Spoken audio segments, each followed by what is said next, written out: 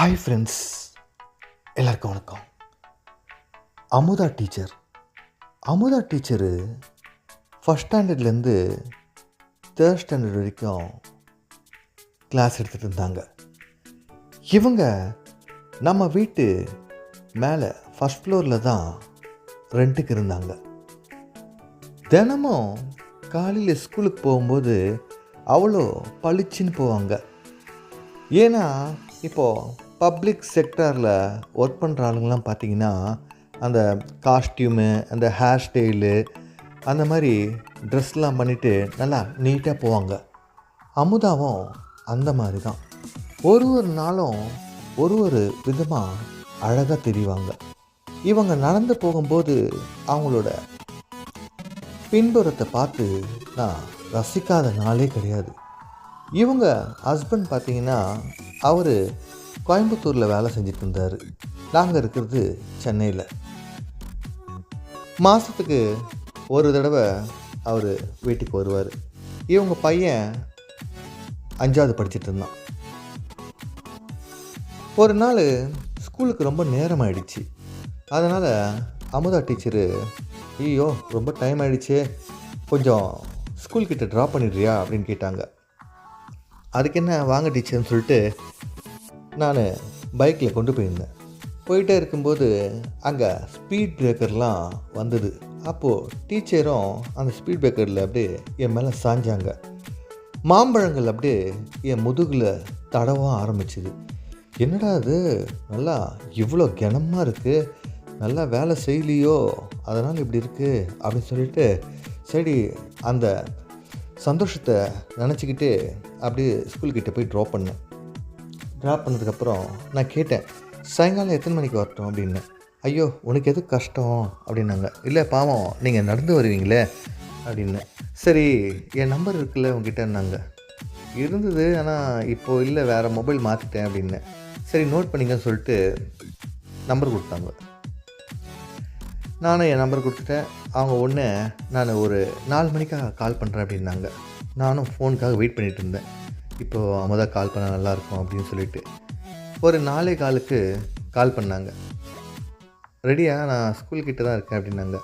இதை வந்துடுறேன், ஒரு 10 நிமிஷம் சொல்லிட்டு நேராக ஸ்கூல்கிட்ட போனேன். போனதும் நான் உங்களை ரொம்ப கஷ்டப்படுத்துகிறேன்னு கேட்டாங்க. ஐயோ இல்லைங்க, நான் சும்மா வீட்டில் தான் இருக்கேன், பரவாயில்ல அப்படின்னு. சரி ரிட்டன் அப்படியே வந்துகிட்டே இருக்கும்போது ரொம்ப மழை வந்துடுச்சு. மழை வந்ததும் ஒரு கடை மூடி இருந்தது.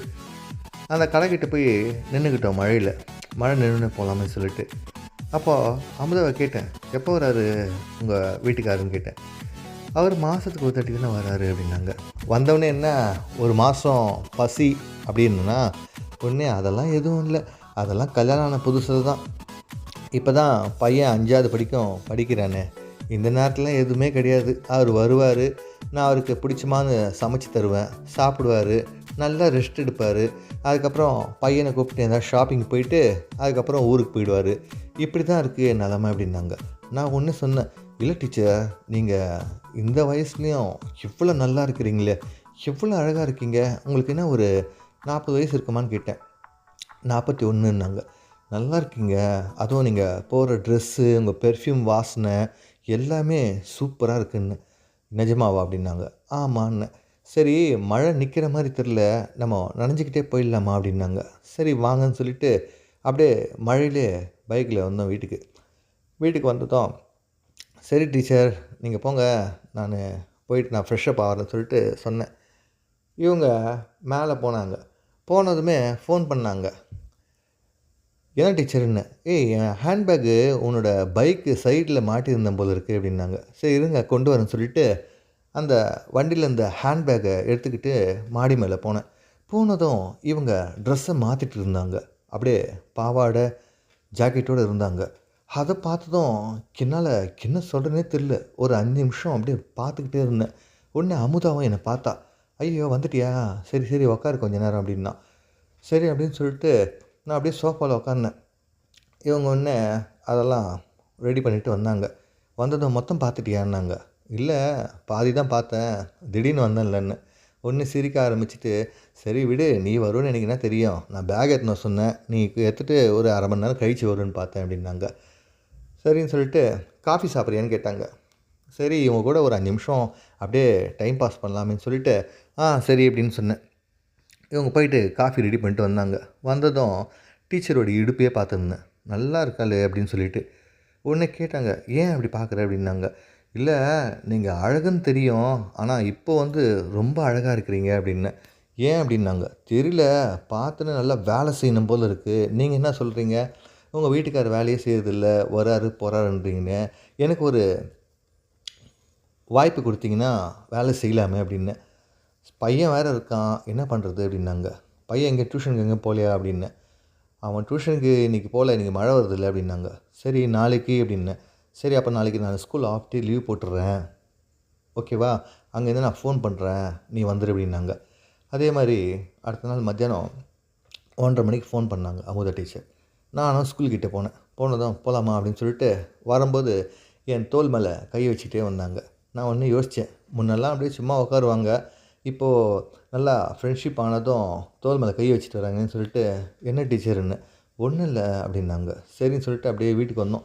வீட்டுக்கு வந்ததும் டீச்சரு சாரியோடு அப்படியே நடந்து போனாங்க. நான் சொன்னேன், "நீ அப்படியே சாரியோடயே இரு" அப்படின்னேன். "ஏன்?" அப்படின்னாங்க. "நானே எல்லா வேலை செய்கிறேன்னு." சரின்னு சொல்லிட்டு அவங்க செவுத்தோரமா நின்னாங்க. அப்படியே மெதுவா முந்தானைய எடுத்து அவங்க அழக ரசிக்க ஆரம்பிச்சேன். அழக ரசிக்க ஆரம்பிக்கும்போது, அப்படியே கன்னத்துல முத்தங்கள் குடுத்துட்டு, உதட சுவைக்க ஆரம்பிச்சேன். அப்படியே கன்னத்திய முத்தம் குடுத்துட்டு, அப்படியே மெதுவா கழுத்துக்கிட்ட வந்து முத்தம் குடுத்தேன். அப்புறம் டீச்சர் கேட்டாங்க, "உனக்கு மாம்பழம்னா ரொம்ப பிடிக்குமான்னு?" கேட்டாங்க. ஆமான்னேன். "அப்புறம் என்ன பார்த்துட்டு இருக்கன்னதும், மாம்பழத்த நான் சுவைக்க ஆரம்பிச்சேன். உடனே டீச்சர் கேட்டாங்க, "நீ மட்டும் மாம்பழம் சாப்பிட்றியே, எனக்கு பழத்த குடுக்க மாட்டியா?" அப்படின்னாங்க. "என்ன டீச்சர் உங்களுக்கு பழம் ரொம்ப பிடிக்குமான்னு?" கேட்டேன். ஆமான்னாங்க. "ஏன் அப்ப கேட்குறீங்க? நீங்களே செய்ய வேண்டியது தானதும்" டீச்சரு பழத்த ருசிக்க ஆரம்பிச்சாங்க. அதுக்கப்புறம் என்ன பல்லாங்குழி ஆட வேண்டியது தான். பொதுவாவே இந்த டீச்சர் வேலை, இந்த கவர்மெண்ட் செக்டார்ல வேலை செய்கிறவங்கலாம் பார்த்தீங்கன்னா, பார்க்கறதுக்கு அவ்வளோ அழகா இருப்பாங்க. தினமும் அவங்க போகிற ஸ்டைலே பார்த்தாலே நமக்கு ரொம்ப பிடிக்கும். இந்த மாரி அமுதா டீச்சரு எனக்கு எப்போ தேவைன்னாலும் அந்த மாரி ரொம்பவே சந்தோஷத்த குடுக்க ஆரம்பிச்சாங்க. அவங்க வீட்டுக்காரரும் இங்க இல்ல. ஏன்னா கணவன்மார்கள் இங்க நம்ம ஊர்லயே வேலை செஞ்சிருந்தா காலையில போயிட்டு சாயங்காலம் வந்துருவாங்க. இந்த மாரி வெளியூரு, வெளிநாட்ல இருக்கிற ஒய்ஃபுங்கலாம் பார்த்தீங்கன்னா, அவங்களுக்கு தேவையான சந்தோஷங்கள் அவங்க வீட்ல கிடைக்கிறதே இல்ல. அதனால தான் அவங்க நம்ம ஹவுஸ் ஓனர் பையன், இல்ல ஃப்ரெண்டு, இல்ல எதிர் வீட்டு பையன், அந்த மாரி பசங்ககிட்ட நல்லா பேச ஆரம்பிப்பாங்க. நம்ம எந்த அளவுக்கு ஃப்ரெண்ட்ஷிப்பா இருக்கோமோ, அந்த அளவுக்கு நம்ம சந்தோஷத்த அவங்க குடுக்கணும்னு நெனைப்பாங்க. ஓகே ஃப்ரெண்ட்ஸ், இந்த வீடியோ உங்களுக்கு ரொம்ப பிடிச்சிருக்கும்னு நெனைக்கிறேன். மறக்காம நம்ம சேனல சப்ஸ்கிரைப் பண்ணிக்கங்க, ஷேர் பண்ணுங்க, லைக் பண்ணுங்க. உங்களுக்கு எந்த ஆக்டர்ஸ் வேணுமோ நீங்க கமெண்ட் பாக்ஸ்ல மென்ஷன் பண்ணுங்க. நம்ம ஒரு ஸ்டோரிய ரெடி பண்ணிடலாம்.